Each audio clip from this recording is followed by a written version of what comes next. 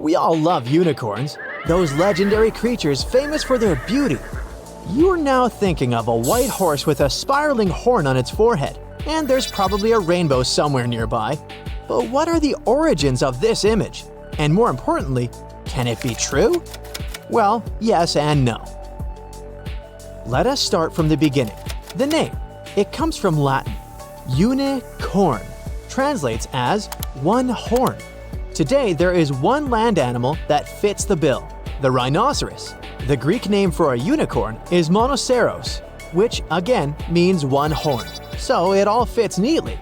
But wait, isn't a unicorn a kind of horse?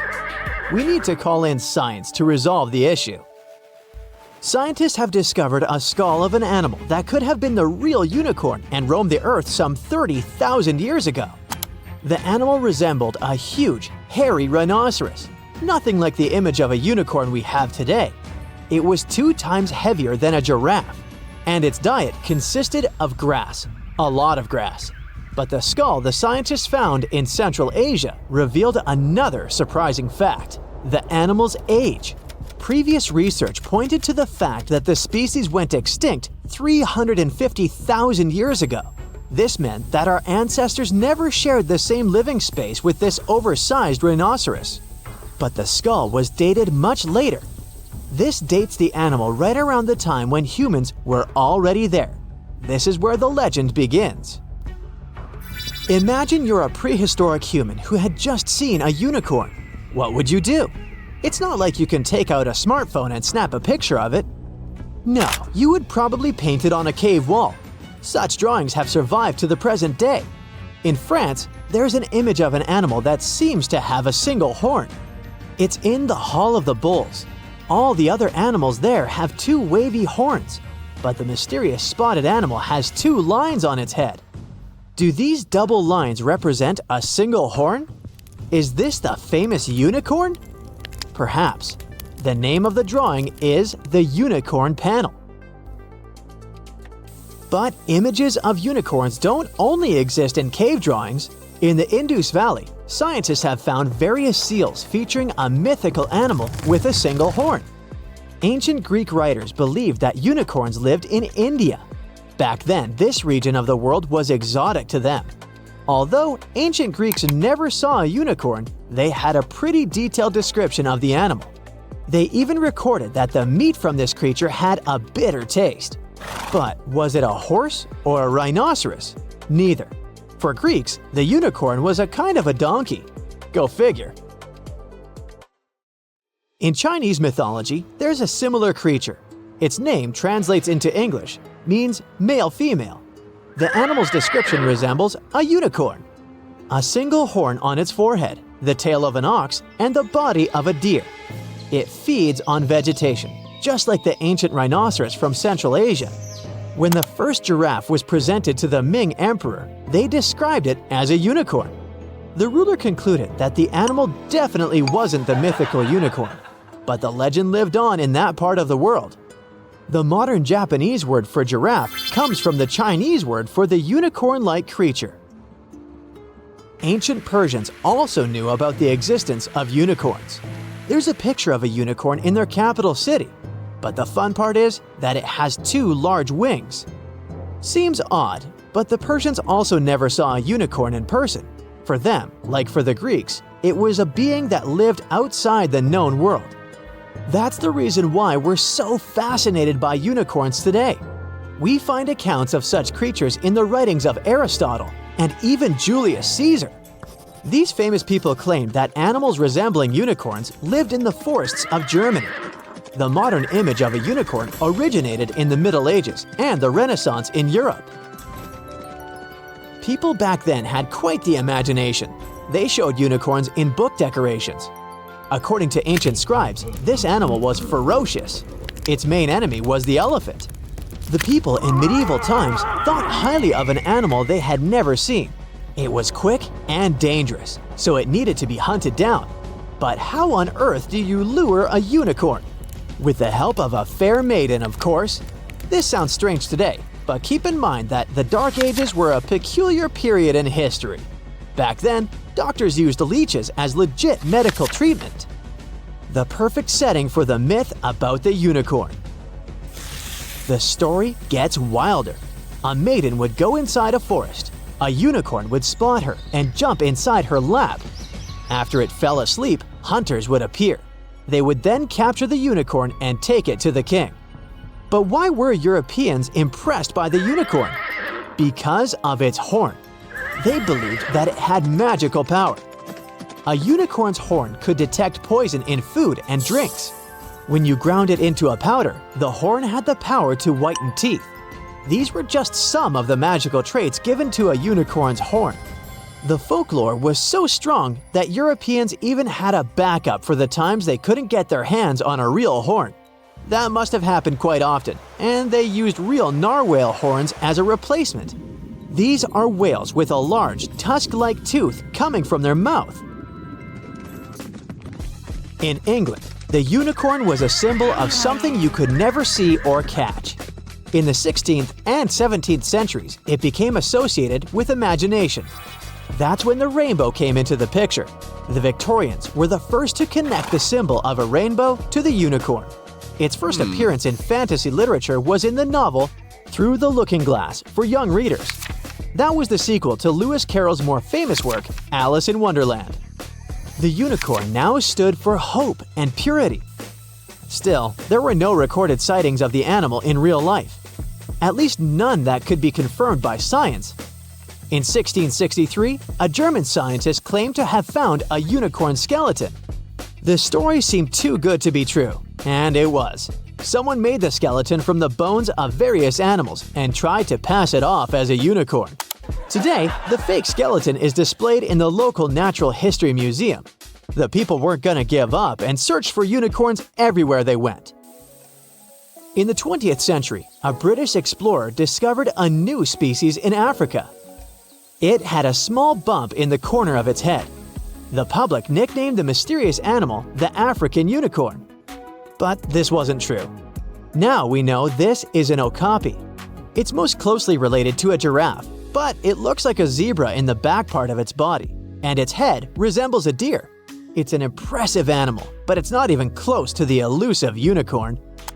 One of the latest alleged sightings happened in 1991. An Austrian biologist reported seeing a unicorn in a forest in Germany. The legend says that these animals live in enchanted forests, but there's just one tiny issue: the total lack of physical evidence. In fact, there are historians who claim that unicorns never existed. The animal was simply a misinterpretation of cave drawings. Perhaps all those ancient images of unicorns were just two-horned animals shown from the side. It could be so. It's hard to add the third dimension to a 2D image. But then, in 2013, the unicorn reappeared. Not the animal, though the word. An American venture capitalist came up with the term to refer to startup companies with a value of over $1 billion. She chose this word because these companies are as rare as the mythical animal. There are only 1,000 of such enterprises in the whole world, and you've probably heard of the most famous one, Elon Musk's SpaceX.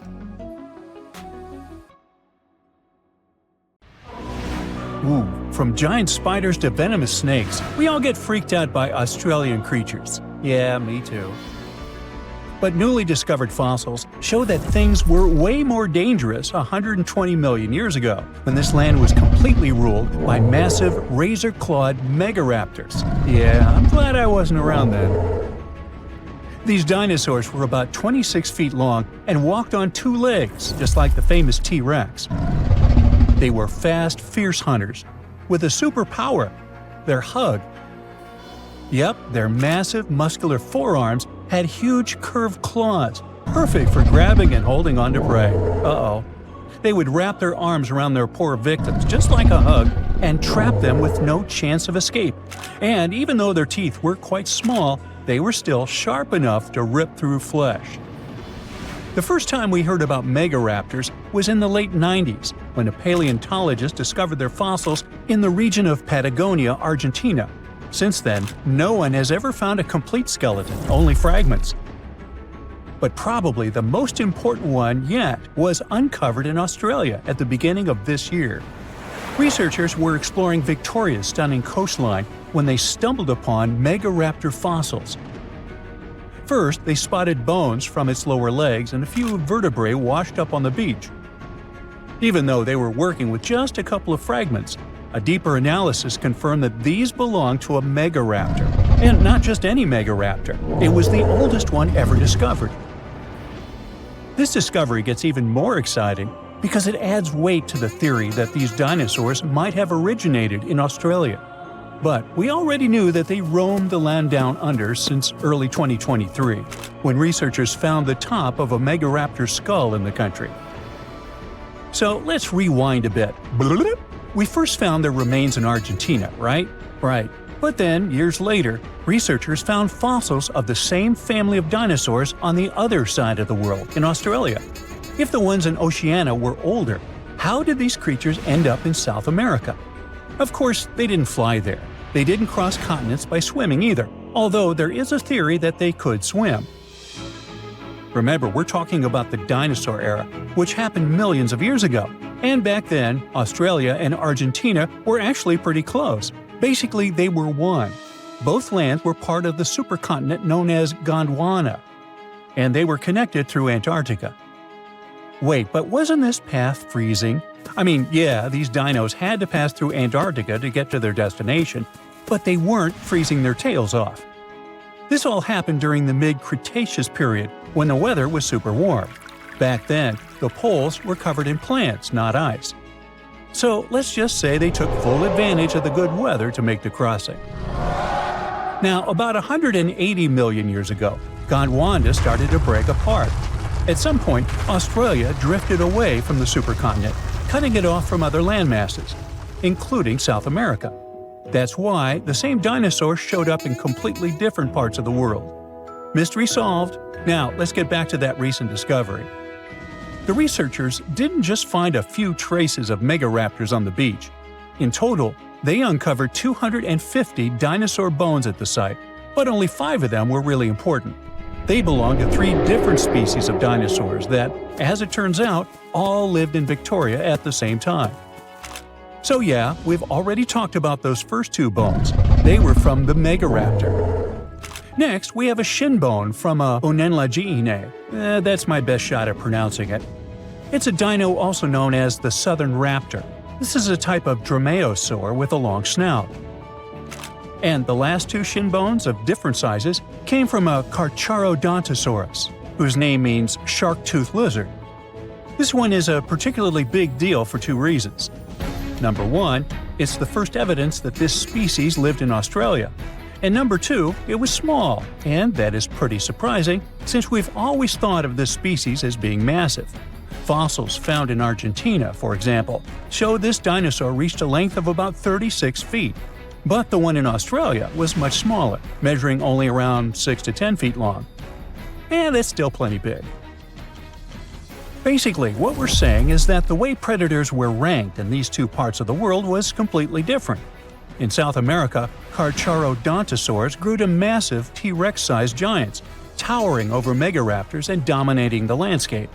But in Australia, it was the complete opposite.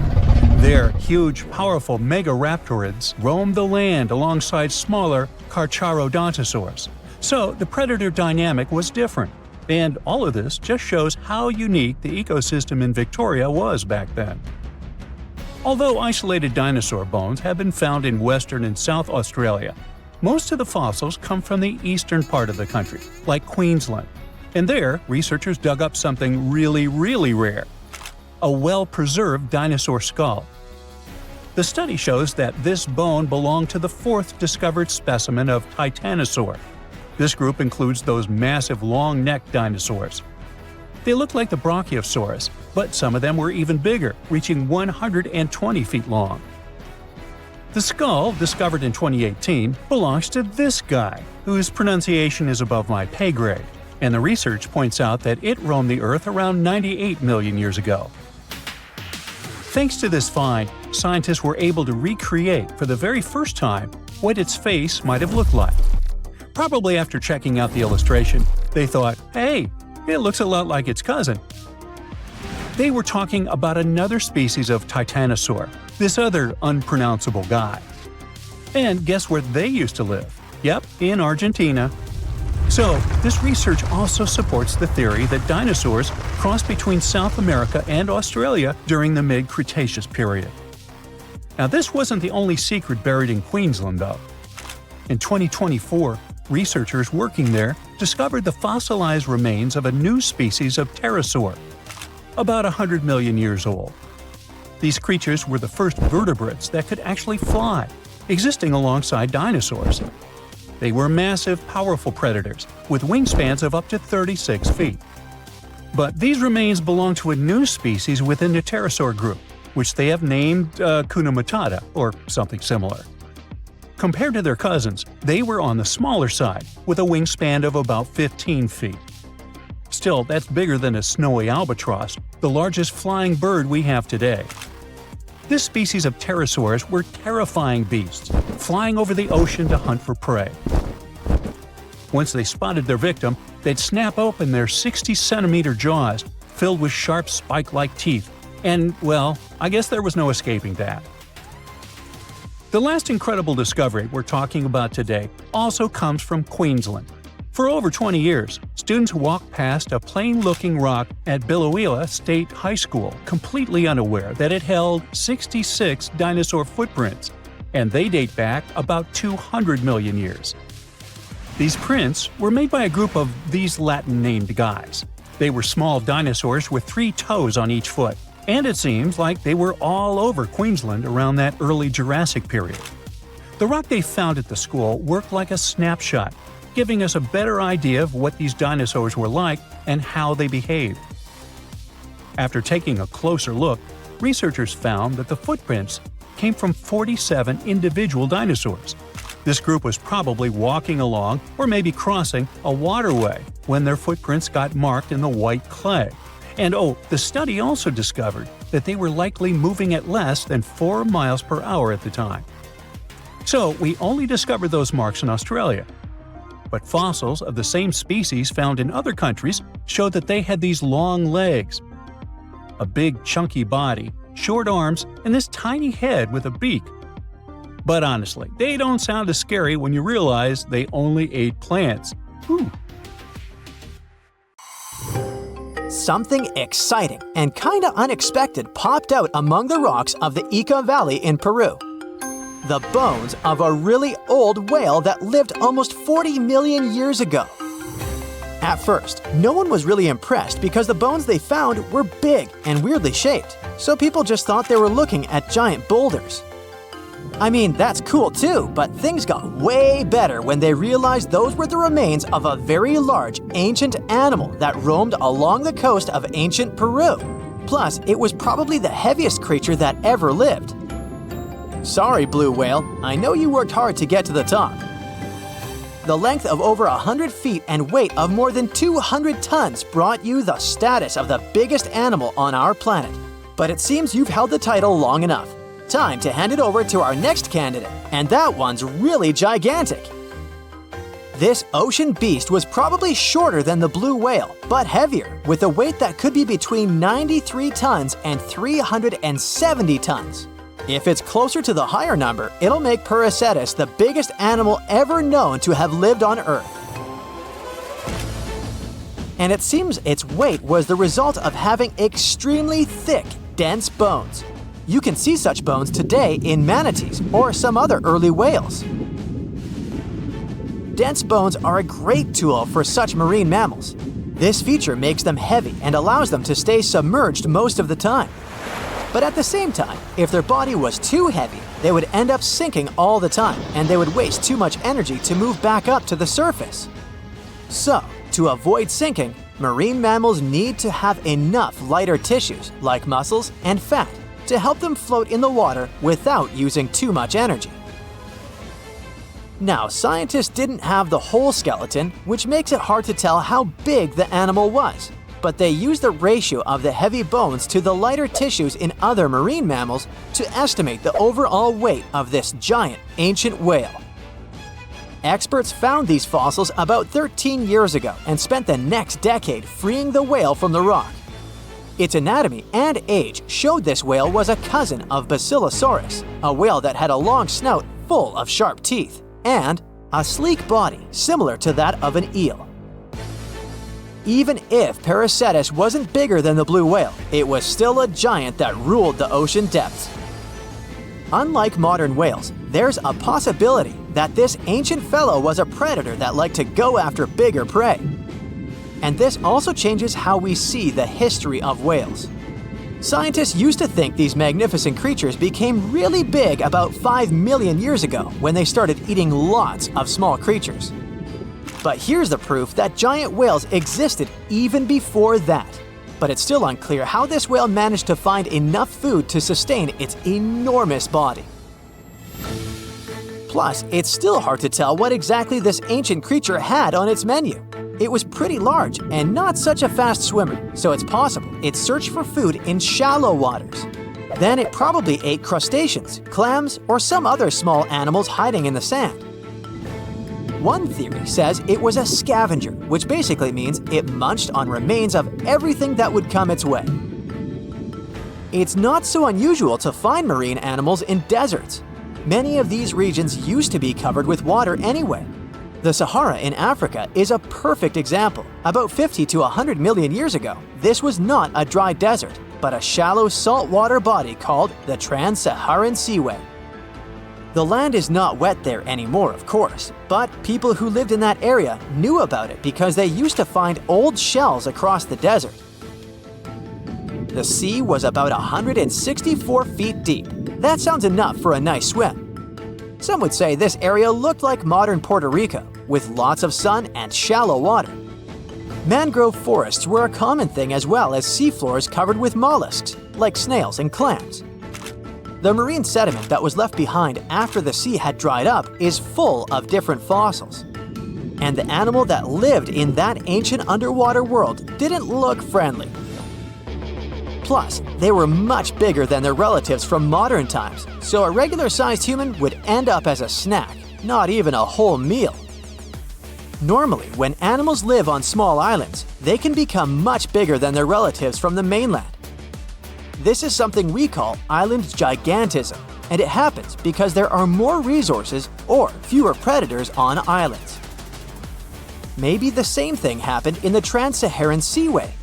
Even though it wasn't an actual island, the water moved in and out, which created little pockets of water. And specific conditions in these pockets might have helped animals grow bigger. So we're talking about giant sea snakes, catfish, and fish that no longer exist today.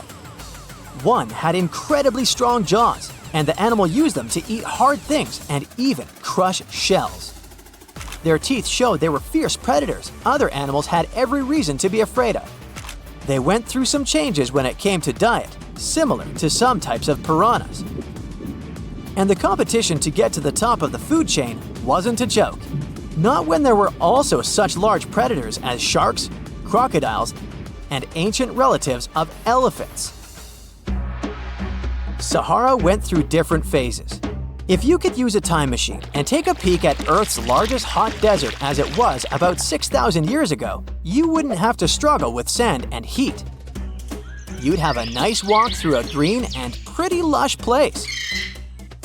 In the past, people who lived in that area didn't leave drawings on cave walls that showed camels, sand dunes, and scorpions. All those things you'd see in today's Sahara. Instead, they drew crocodiles. That's additional evidence that the Sahara used to have a lot of water and plants enough to support these big yet scary animals.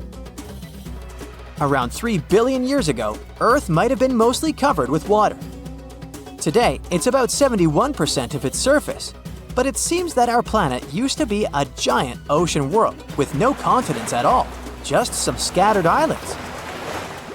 Scientists studied special rocks in Western Australia that formed in a place deep under the ocean called a hydrothermal vent system.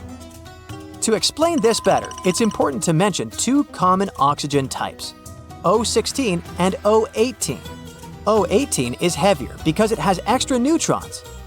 O16 evaporates from water more easily, and as researchers studied an old ocean floor, they found a lot of O18. more than in today's oceans. This way, they realized ancient Earth had less dry land than Earth today. Australia is a good spot to conduct these studies because a long time ago, it also used to be a beautiful place with large animals and lush rainforests.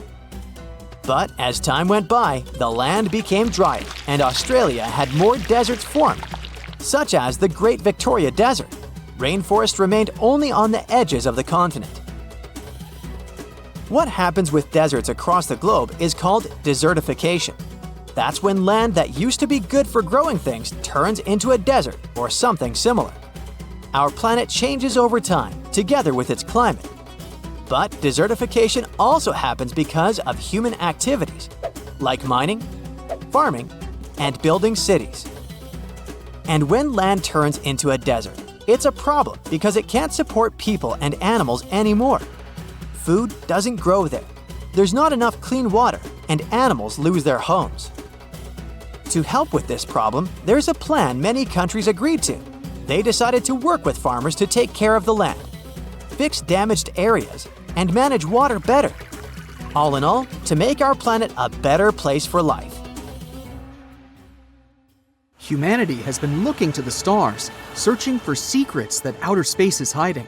But deep underground, within the soil of our own planet, there are literal troves of fantastic things just waiting to be discovered.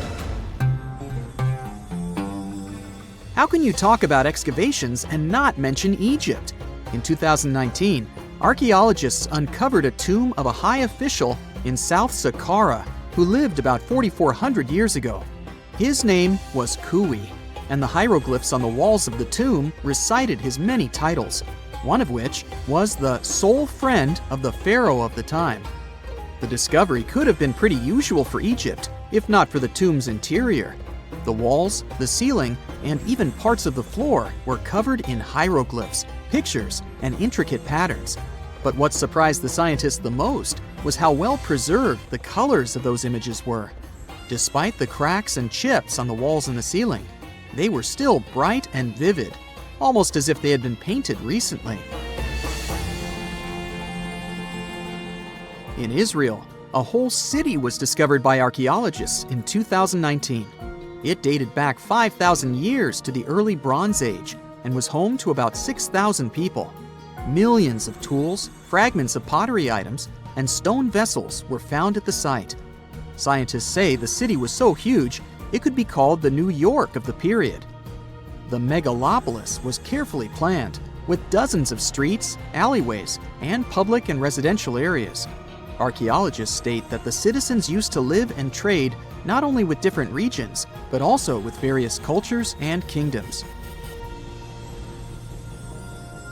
Bar Hill is an Iron Age settlement in eastern England, and archaeologists suddenly stumbled upon a very unusual thing there.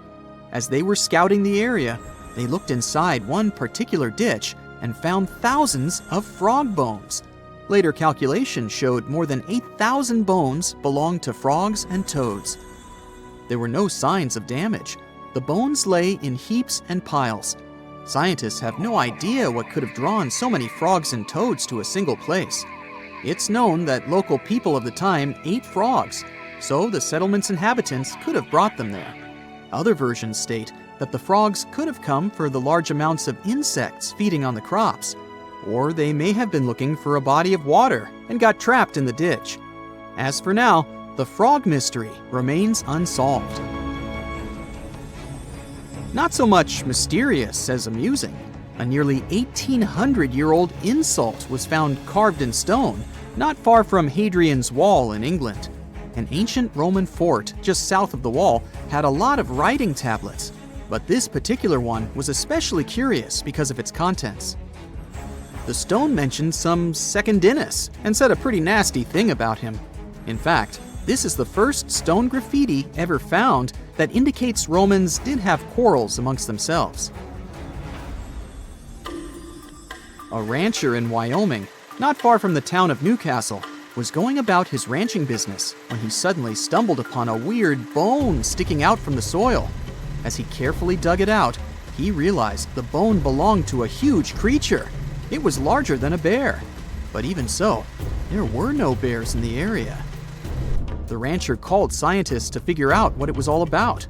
When they excavated the parts, they ended up with 3 skeletons of dinosaurs, Triceratops to be precise.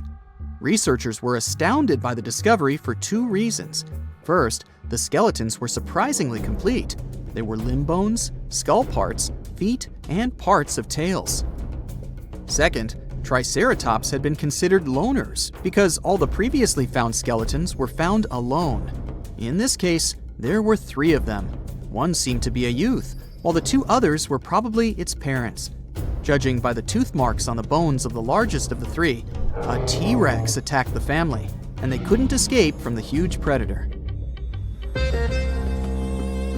The catacombs of Paris are yet to be fully charted, and strange things keep coming up down there. One of them was found in August of 2004. The local police were having a routine training exercise in the caverns not far from the Eiffel Tower when they unexpectedly came upon a large cave transformed into a fully equipped movie theater. The chamber had an arena where the viewers would sit, a full-sized screen, a projector, and many movies to watch. Interestingly, they were all regular ones, featuring 50s noir films and more recent pictures. There was also a second, smaller cavern adjacent to the first one, which was used as a restaurant. Someone installed an electricity system and at least 3 phone lines in the underground cinema. But the most sinister thing happened when the officers returned to the site 3 days later to further investigate the matter. They found that all the power cables and phone lines had been cut, and a mysterious handwritten note was lying in the middle of the floor, saying, "Do not try to find us." Nobody still knows who built that underground movie theater and why.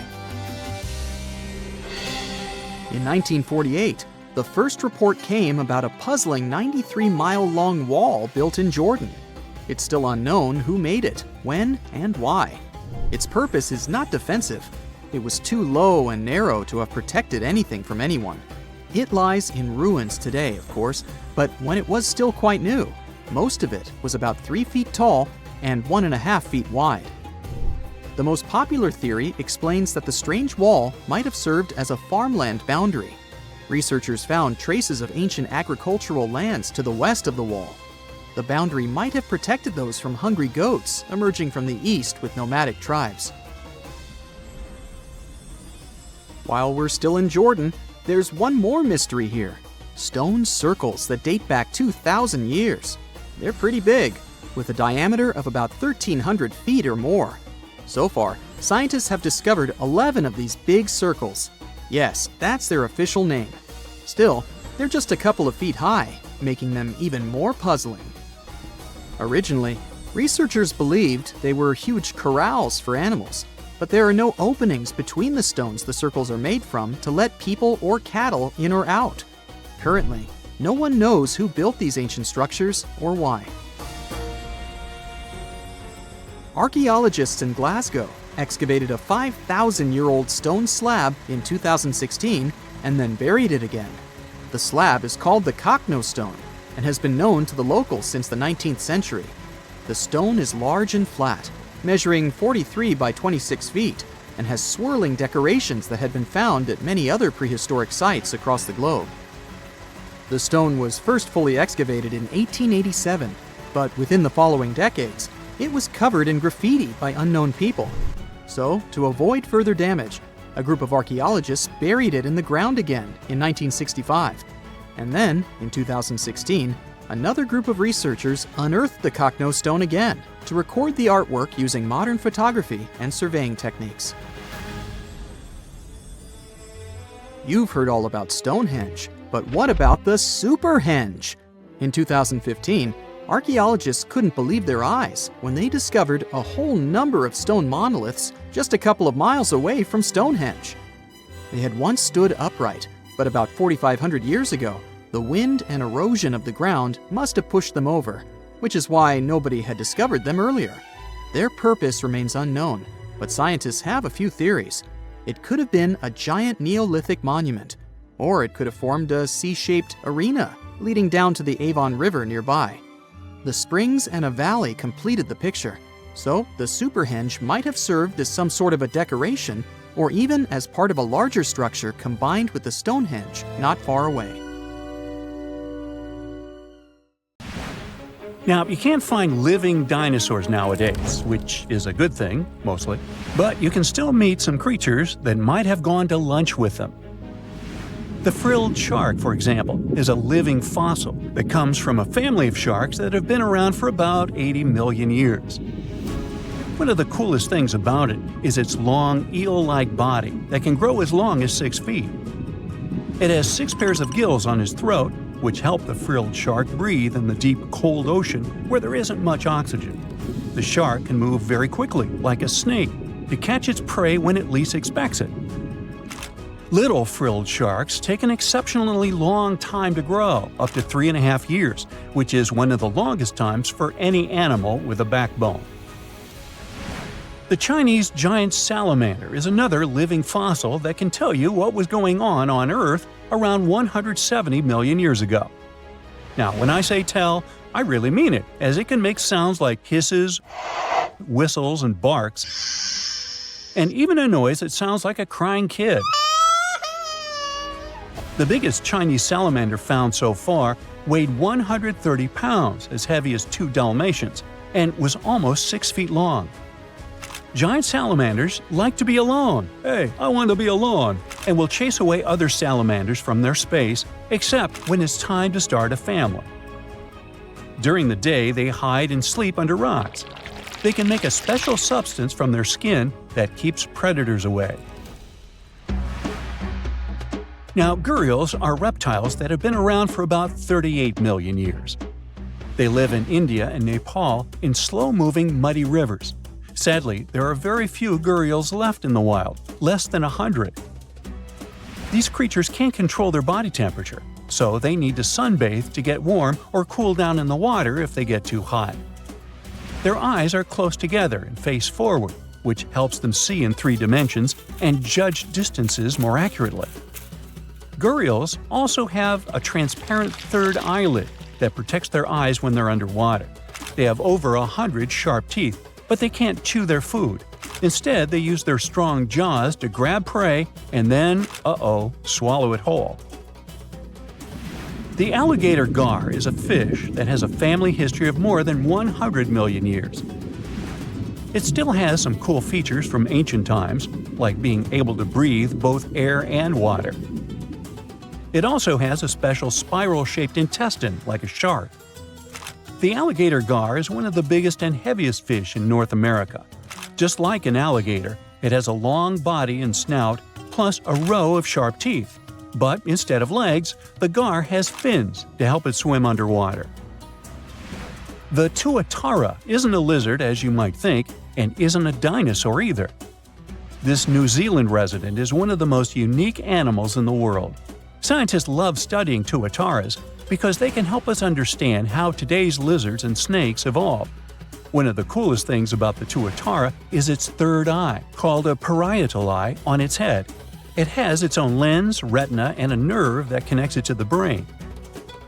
Scientists think it might help the tuatara know when it's light or dark outside and absorb sunlight to make vitamin D or help them keep their body temperature exactly right. Tuataras can live an extraordinarily long time, up to 100 years.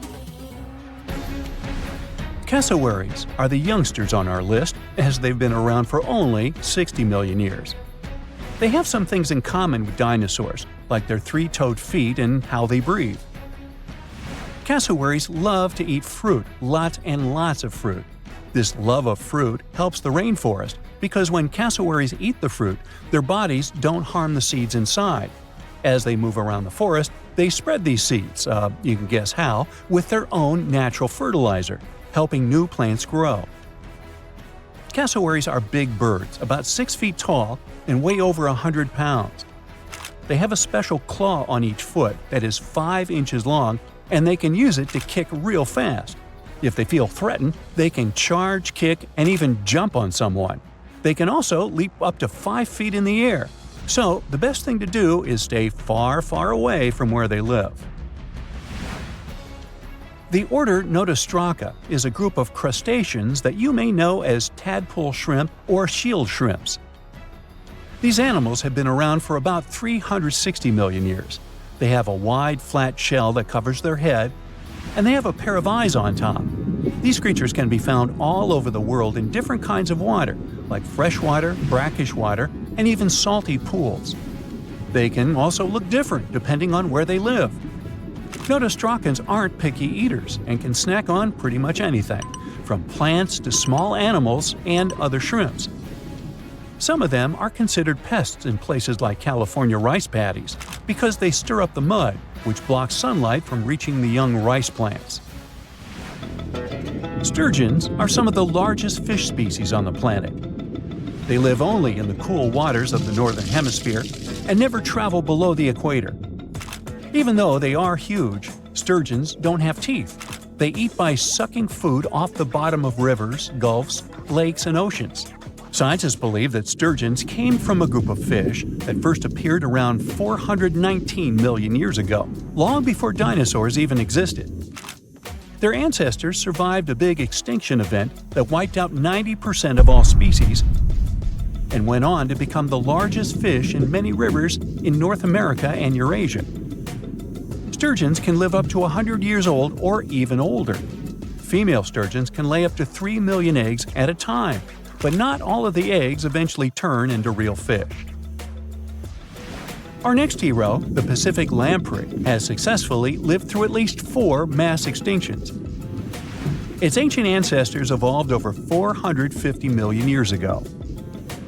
These creatures have cartilage instead of bones and a third eye, which is a special light-sensing organ on top of their heads. Instead of a regular jaw, they have a mouth surrounded by teeth. They latch onto prey and sup up body fluids like real underwater vampires. And although he wasn't living underwater, the story goes that King Henry I of England might have lost his life because of a lamprey. The English monarch loved this fish so much that he defied doctors' orders to stop eating its flesh. He got sick every time he'd have it, but the lack of bones and the unusual taste made the royal fall in love with it. As a result, he got some scary symptoms from eating lamprey and eventually passed away. Can you say clueless? The elephantfish, also called the Australian ghost shark, has been on Earth for around 400 million years. Even though they're related to sharks, they aren't actually sharks. Instead of bones, their bodies are made entirely of cartilage. These fish have a special shiny tissue in their eyes that can make their eyes look like they change color from yellow to green. Elephantfish can be pretty tough and will fight back if they feel threatened. They like to be alone and usually don't hang out with other fish. Horseshoe crabs also deserve the title of survival champs, as they've been around even before dinosaurs, since 450 million years ago. 4 species are still roaming the ocean from Maine all the way to Mexico. Horseshoe crabs are more like spiders than ticks than they are like real crabs. They have 9 eyes, plus extra light sensors near their tails so they can see really well. They breathe underwater using flap-like gills near their belly, and sometimes they use these gills to swim upside down.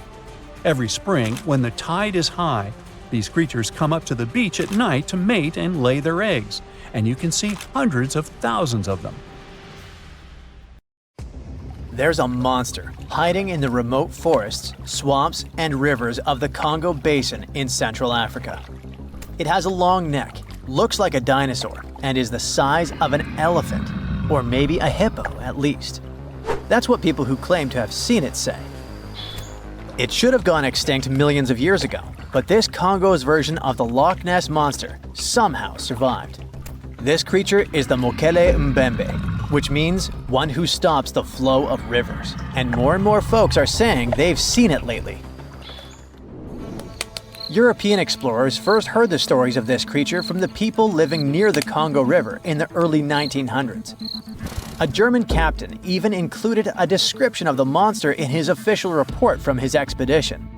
The locals told him the animal was of a brownish-gray color with smooth skin, a very flexible neck, and only one long tooth that could be a horn. Some of them mentioned a long, muscular tail like that of an alligator. They also said that the creature lived in the caves, but climbed the shores even in the daytime to find some plants to eat. Locals also believed its favorite snack was a kind of liana with large white blossoms. Some of them even showed the German captain some fresh path the monster left leading next to those plants. And oh, they warned him that mocklembe definitely didn't like humans and took down any canoe that would sail nearby.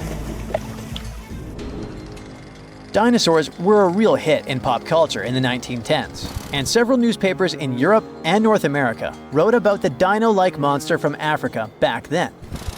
In the later years, several expeditions traveled to the Congo Basin to search for mocklembe or interview claimed witnesses. They did not find any direct physical evidence, but collected many stories. One zoologist in the 1980s said he took a film of mocklembe, but the footage did not develop properly. Stories and movies like Jurassic Park have kept the dream alive that dinosaurs might still be hiding somewhere in deep forests. At some point, people stopped reporting sightings of the creature as often, so it almost became a forgotten legend. But it all changed recently, as many people claim to have witnessed the mythical monster with their own eyes. Cryptozoologists, those fans of mysterious creatures, believe it could be a dinosaur that, for some reason, didn't go extinct, related to a brachiosaurus or a diplodocus. This idea comes from how people describe seeing the creature, with a super long neck, a huge body, and a tiny head. They think it might have stayed hidden in the deep forests of Africa all this time. But scientists say that if it really were the last living dinosaur, we would have found some real proof by now, like a photo or bones or something showing it walking around the Congo Basin. Some expeditions that are trying to find proof the monster is real have even used sonar technology to scan the murky waters of Central African rivers and lakes in search of any large, unidentified creatures. Some people even narrowed down the monster's location to a specific remote lake, surrounded by untouched jungle in the swamps. So far, the search for evidence hasn't been successful. The explanation behind all the sightings of the mocklembe could be the changing ecosystem. More and more human settlements are moving into the huge Congo Basin rainforest. People aren't used to seeing large animals that live in the forest, so they believe they have witnessed the mysterious creature from their folklore. The human brain often fills in the gaps in something we don't know and uses imagination to explain it, especially if there's a ready-made version that everyone's heard of. But still, we can't completely rule out the possibility that there are some new, unknown species of animals hiding in the Congo forests. Maybe just not a missing dinosaur. Another legend, this time Mongolian, says there's a giant worm living deep in the Gobi Desert. Yep, similar to the monster you've seen in Dune. The creature, which is supposedly up to 6 feet long, can spit acid that could melt anything and shoot electricity. They say it spends most of its days hiding underneath the sandy dunes, but likes to come out during the wetter months of June and July. The people in the West first found out about the megaworm of the Gobi Desert thanks to an American paleontologist, Roy Chapman Andrews. This brave man was probably the inspiration for Indiana Jones. In 1926, he wrote about the creature in his book. At the meeting with Mongolian leaders, Andrews heard detailed descriptions of the creature, even though none of them had ever seen it themselves. One of them said it looked like a sausage that was about 2 feet long, with no head or legs. According to him, the worm was so poisonous that just touching it could instantly take your life, and it lived in the loneliest parts of the Gobi Desert. Andrews didn't think the creature was real, but he shared these stories again in another book. And then, stories of the monster spread around the world. In some of them, it's only 1 foot long. In others, it's as large as a human.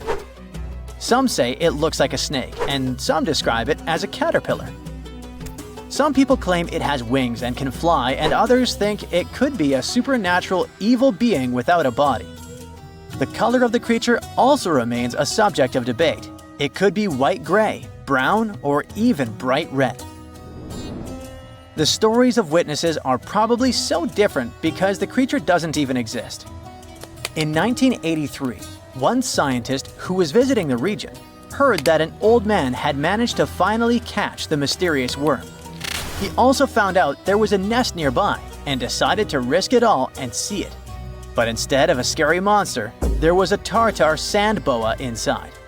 Luckily for the scientist, this snake is non-venomous, but it does have gray-brown scales and could match the description of the giant worm.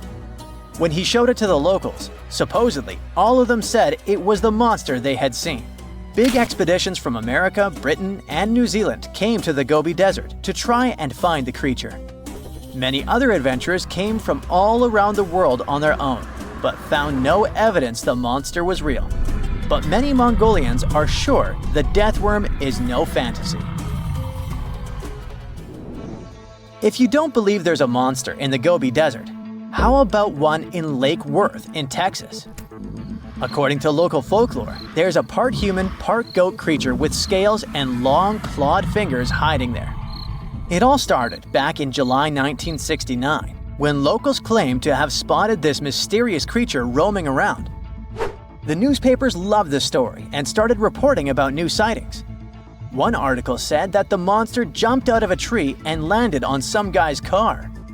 Another report claimed that the Lake Worth monster decided to throw an automobile tire at a group of people. Someone even managed to take a photo of the creature, and the newspapers published it. Locals started flocking to the lake at night, hoping to catch a glimpse of the creature, but no one could find any evidence it was real after all. The author of the monster's photograph later said it was most likely someone's prank, because the creature really wanted to be seen. Then, a reporter from the local newspaper received an anonymous letter saying that it was 3 high school students who decided to dress up and scare people. Even despite this, some cryptozoologists think it could have been an undiscovered primate species that walks on 2 legs. We don't know if the Worth monster is real, but it does one good thing and brings together the local community. Every year since 2009, they throw the Lake Worth Monster Bash.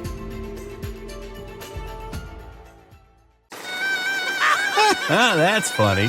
Well, everything is when you're a giant hyena, Pachyrhinoceros. If you want to picture how animals from ancient times look like, just imagine them way bigger with larger and sharper teeth.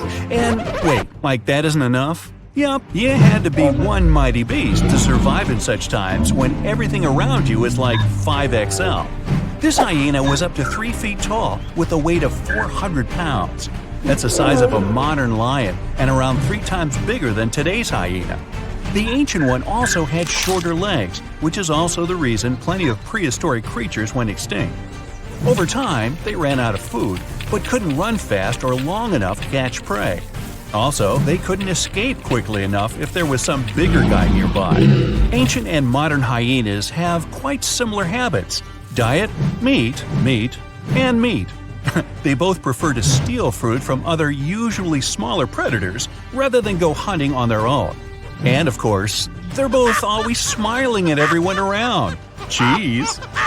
You always somehow picture sharks as those marine animals we should be afraid of, right? Not whales. They're mostly good-natured, eating their plankton, spraying out water through that hole in their backs and stuff. And of course, they could get a little clumsy from time to time, so they turn over a ship. Anyway, they're not that into hunting humans. Well, if we all lived in the time of this 50-foot, 50-ton whale, Leviathan, I like to call Toothy, let's just say going to the beach would never be the same. The beast weighed like 6 elephants and was longer than a truck. Oh yeah, about that Toothy thing? This whale had teeth longer than your palm and a quite refined hunting instinct. So it went after all marine animals, including other whales too. Its only rival was the megalodon itself, the only biggest and scariest shark that ever lived on our planet. Okay, of course, this list is full of giant and dangerous animals with extra sharp teeth who you're certainly glad they went extinct. But there's also some close relative to a human ancestor here too. Hello, distant cousin? Paranthropus. So our cousin P had a big brain, well, at least for those times, and good reflexes. which is why they could defend themselves against some bigger and less brainy creatures that were after them.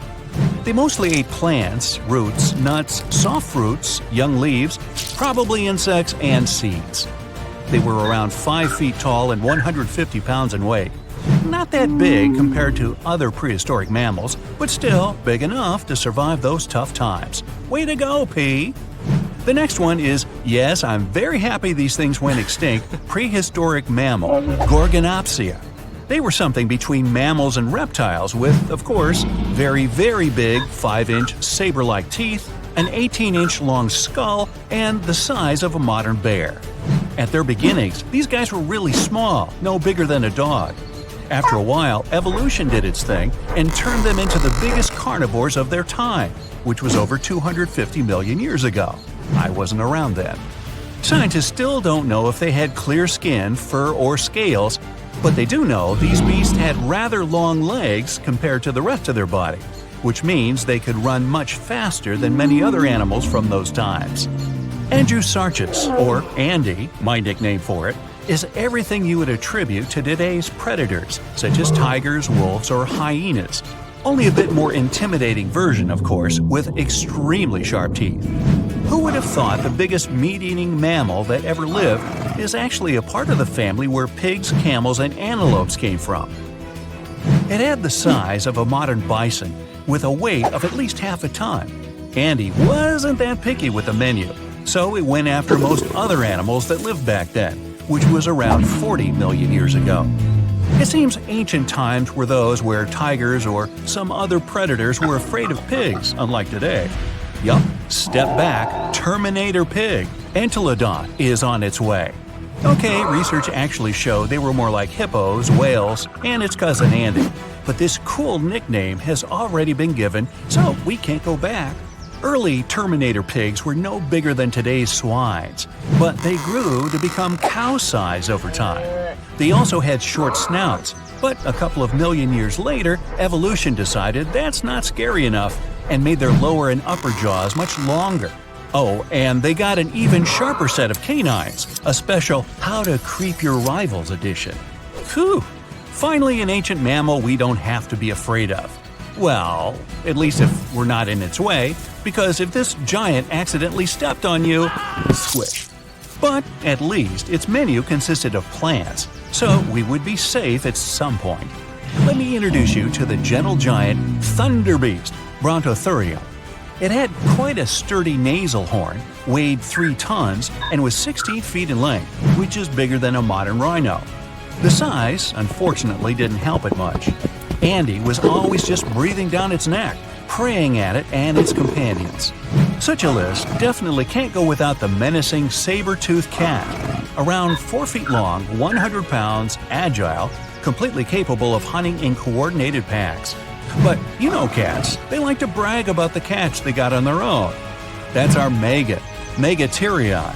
You can find her and her companions all over the world, in Europe, Asia, North America, and Africa. Now, we often think all big cats are into running after their prey, but Megan wasn't built for speed at all, nor did it sprint after her prey like some other cats. No, she preferred to wait for the prey to get closer. She would choose a good spot, climb up some tall tree, hide, and simply chill. After a while, some innocent herbivores would go there to drink some water, and bam! Surprise! Megan's down. Her hunting style is something we see in leopards today. Teeth were her main weapon, so gotta watch out for those big upper canines. Oh, finally a name I can more easily pronounce, so I don't have to come up with my own. The giant short-faced bear. This beast could run up to 40 miles per hour. After it cornered its prey, the bear would rear up to its full height, 13 feet, so the poor animal knew nothing good was about to come. Cave bears usually prefer vegetables, but as far as this short-faced one was concerned, nah, meat is way better. It liked to hunt as well as collect what other predators would leave behind. Also, as far as is known, apparently no one ever asked this short-faced bear, "Hey, why the long face?" Leo, the prehistoric lion, Thylacoleo. Gee, sounds like a pharmaceutical.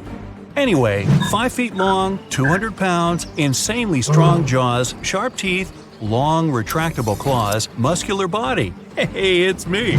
No, not really. It also had a surprisingly powerful tail. Leo actually comes from the land down under, where ancestral kangaroos live, and they also had quite strong tails to balance themselves.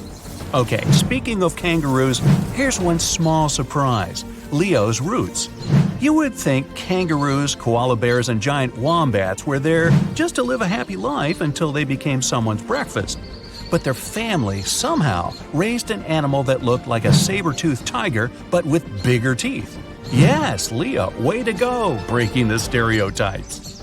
Leo was somewhere at the top of the food chain in his times, even though he had one quite strong rival, a giant monitor lizard, Megalania, or even some plus-size crocodile, Quincana. Okay, move guys, this is not a video about reptiles, wait your turn. Prehistoric age, dinosaurs ruled all over the region, making a mess, while other animals shiver in fear and hide from them. Hey, not so fast, dinos! There's Mr. R, Rapenomamus, a mysterious mammal that decided to stand up to the authorities. He showed up 130 million years ago and was a badger-like 3-foot-long animal. Doesn't sound much compared to the T-Rex and bigger dinos, but was way bigger than some of those feathery dinosaurs from the same time. Not only that, he would eat them. We don't know how exactly, but let's just say Mr. R had his own ways. I'm guessing it was for breakfast. Now, if Earth's history were a movie, we humans would only take up the last second of the end credits. Our planet has been around for about 4.6 billion years, but our human story began about 300,000 years ago in Africa. Now, our ancestors had some wild adventures in nature. They could have run into creatures so big they'd make today's elephants look like puppies. The woolly mammoth is a pretty famous animal, sure. His cousin, though, the Columbian mammoth, not so much. This giant used to roam places from Canada all the way down to Mexico. Unlike the furrier woolly mammoths, which hung out in colder places, these animals had shorter hair, resembling huge elephants. They also had incredibly large tusks, like 12 feet worth of spiraling, sturdy tusks. And they weren't just for show, they came in handy when facing predators. That includes our ancestors. If you think about sloths these days, you're picturing these adorably slow creatures. They couldn't possibly be in your list of most dangerous animals. Well, their grandparents might have. For starters, we call them ground sloths, and they vary a lot in size. Some were as big as rhinos, and others, like the Megaraptors, were as colossal as elephants. Imagine seeing a 20-foot-long sloth which doesn't mind chewing on some meat every now and then, at least in theory. Ever heard of Bigfoot? Well, our next animal kind of looks like him, but is a distant cousin to orangutans. Meet Gigantopithecus, the largest primate to ever call our planet its home. Standing tall at 10 feet and weighing more than 600 pounds, these animals were amazing to look at in real life. Unlike Bigfoot, they weren't constantly hiding. In fact, it's believed they were peaceful and gentle creatures. Sadly, they faded away about 100,000 years ago, mainly because their food sources slowly became unavailable. Those lush, fruity forests they called home eventually turned into dry grasslands. Next on our list is the cave hyena. Weighing a chunky 250 pounds and standing 3 feet tall, these beasts were as long as a grown-up lying down. What's even more interesting about these creatures is that they loved hanging out in groups. A pack could be as big as 30 of these animals, which meant they could easily take on even the biggest, heaviest mastodons. Our ancient families would have needed to stay alert around these hungry specimens. Sadly for these hyenas, about 20,000 years ago, their numbers started going down.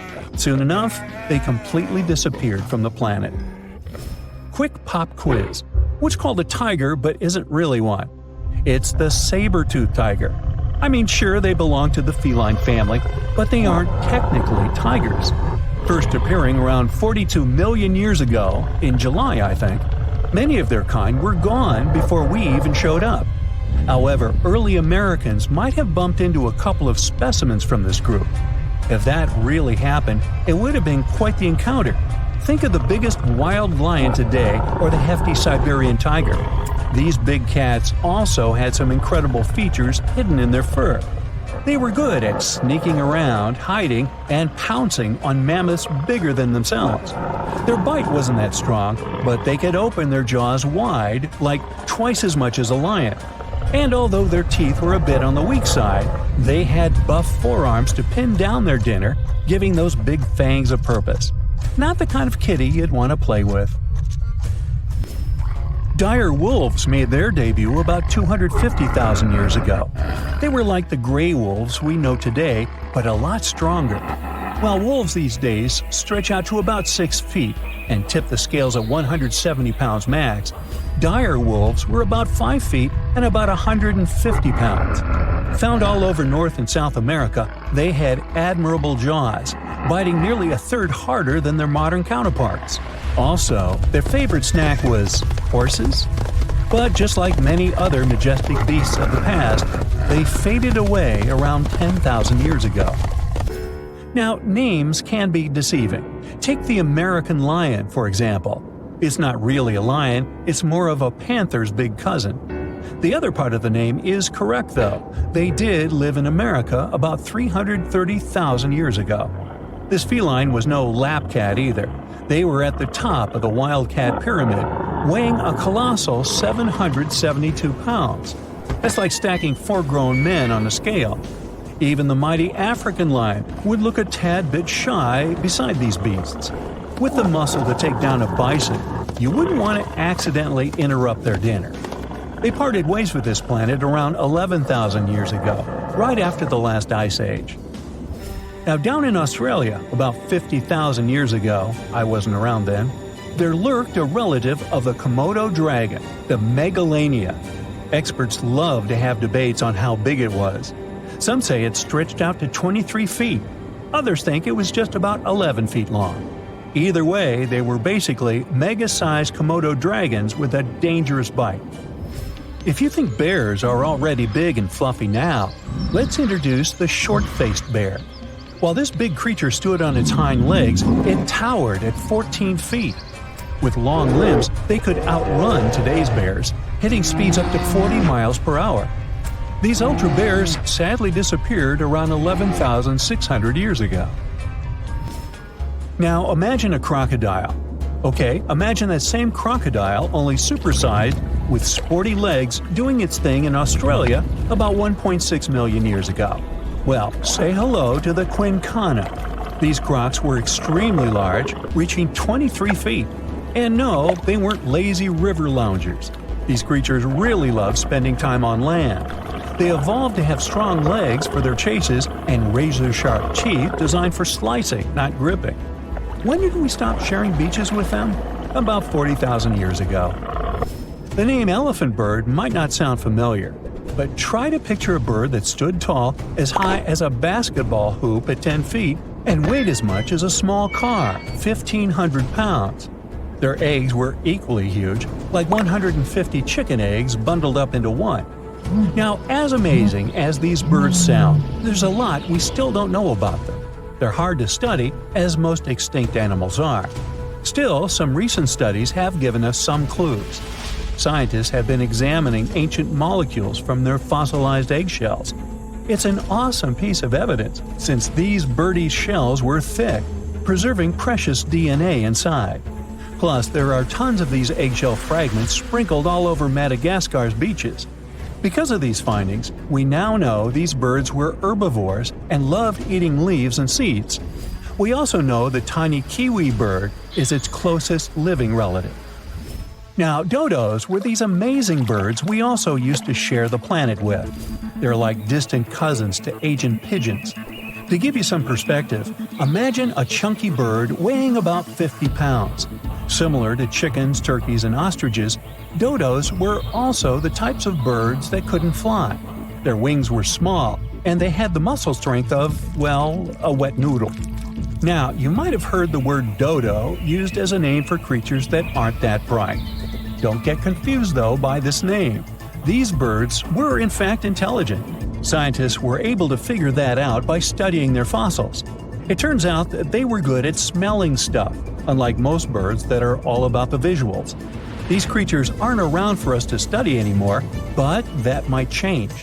One evolutionary biologist is on a mission to fully understand these amazing ancient birds. On that note, she revealed that the dodo's DNA has been completely sequenced. There are even talks about potentially bringing dodos back to life.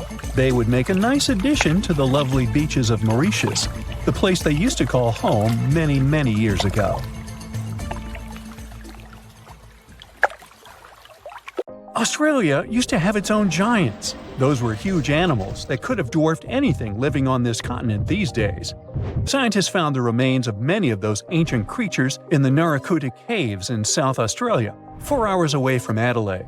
It's a lovely region, but it can be treacherous. Watch out for holes the ground is pocked with. Known as pitfall traps, many of them are no wider than a coffee table.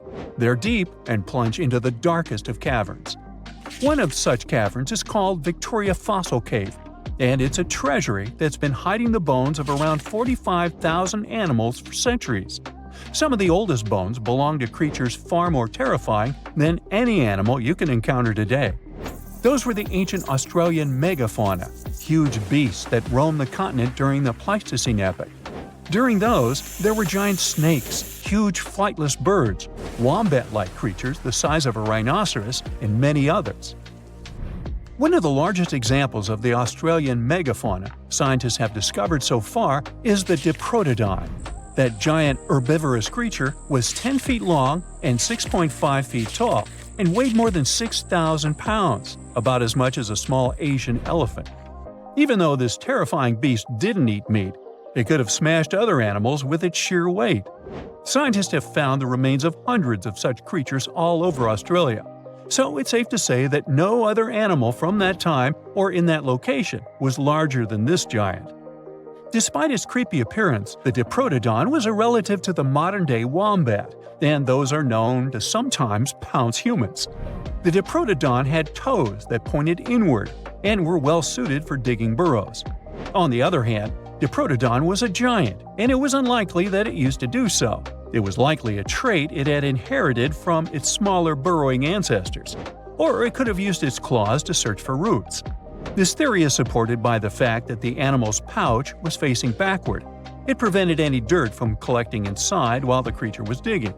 Since this animal was so big, it didn't have to worry much about predators. Up until 60,000 years ago, when the first humans appeared on the continent, full-grown Diprotodons only had to look out for creatures like the quincana. Measuring in at a whopping 20 feet long, the quincana was a land crocodile. It lived in Australia from around 20 million to 40,000 years ago. It disappeared along with most other mega creatures of the last ice age. It's thought to be the result of the first humans coming to the continent.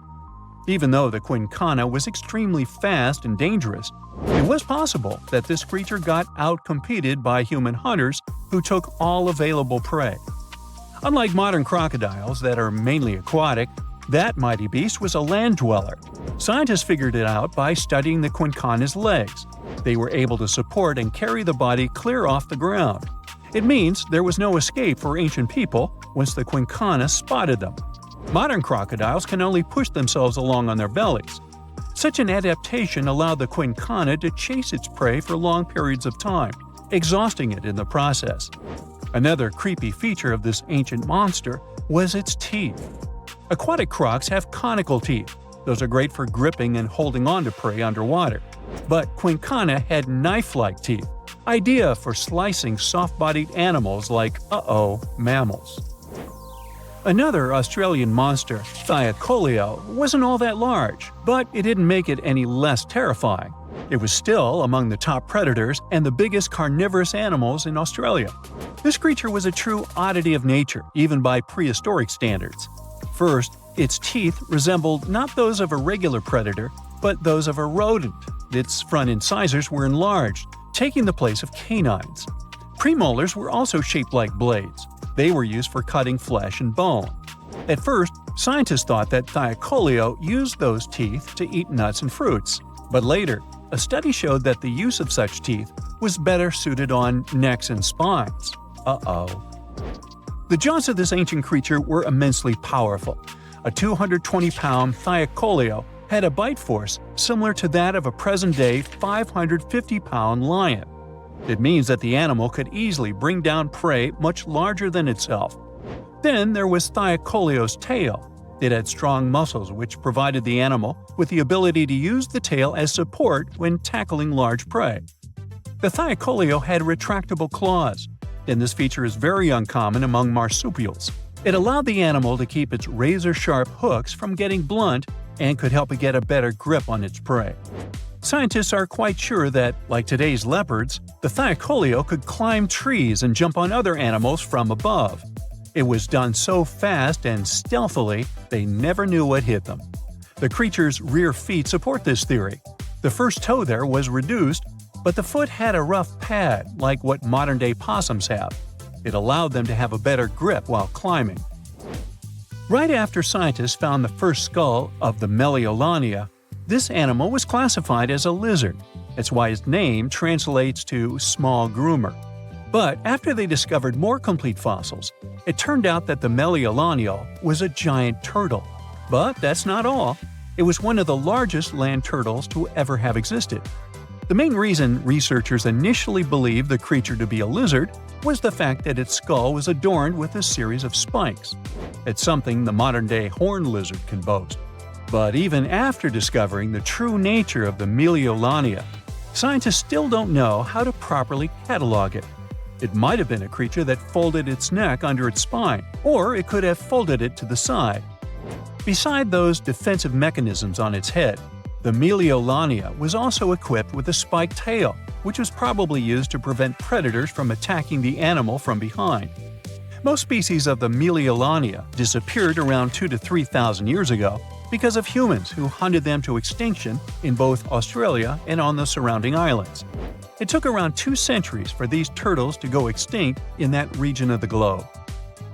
The Megalania was a giant Australian lizard that existed at the end of the Pleistocene epoch. It looked like a Komodo dragon and the Australian monitor lizard, which are both believed to be Megalania's closest living relatives. Fossils tell us that the ancient animal was anywhere from 15 to 26 feet in length. Ow! The youngest fossil remains of this ancient Australian monitor lizard date back to about 50,000 years ago. The first indigenous settlers must have encountered Megalania, which led to the lizard's extinction. Originally, scientists thought that the Megalania was the only member of the genus Megalania, but these days it belongs to the genus Varanus, which means that the prehistoric creature is closely related to other Australian monitor lizards. Our next giant creature on our list was once dubbed an ostrich on steroids. I mean, look at it. It was the last of the thunderbirds to go extinct in Australia. The Genyorus lived on the continent at the same time as early humans. They might have coexisted for 15,000 years or so before the huge bird eventually disappeared. This theory has some proof. The bird's fossils found along with human artifacts. Some cave paintings also depict flightless birds similar to the Genyorus in size and shape. Although it wasn't the largest bird in Australia, the goose-like creature was still as tall as a grown-up man and weighed around 550 pounds. Even a modern-day ostrich can be dangerous if it feels threatened. Imagine meeting its giant prehistoric relative. Scientists are still arguing about its diet. Many believe the creature was an herbivore, but there's still a chance that the Genyornis was a partial scavenger. Its small, stubby wings and powerful hoof-like legs hint that the bird could have been a plant eater. But its huge beak and exceptionally deep lower jaw evoke suspicion. Such features are highly unusual in birds.